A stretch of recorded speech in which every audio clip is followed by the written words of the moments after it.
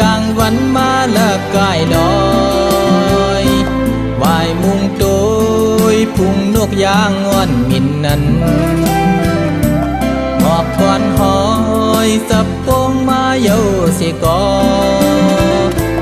ดาขึ้นเห็นปุ่นหาในไปเป็นไรสั่งตีว่า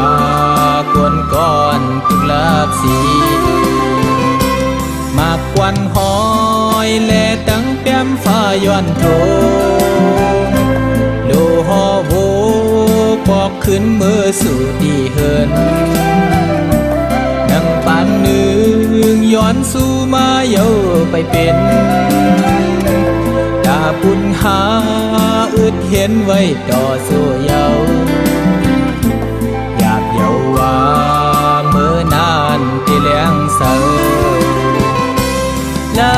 ลำที่เคยมินออกบนขอกหลอดหางบุญขาวดังหน้าดาหันแรงเสือแลบุญหาวนยางไปมองลมคำกงเกลูกลางตรงหน้าอยู่แลดาเตียนคือจอ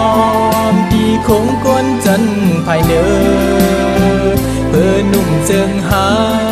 มินจอมลมอย่างไปเป็นสั่งเตวากวนก่อนตึกลับสี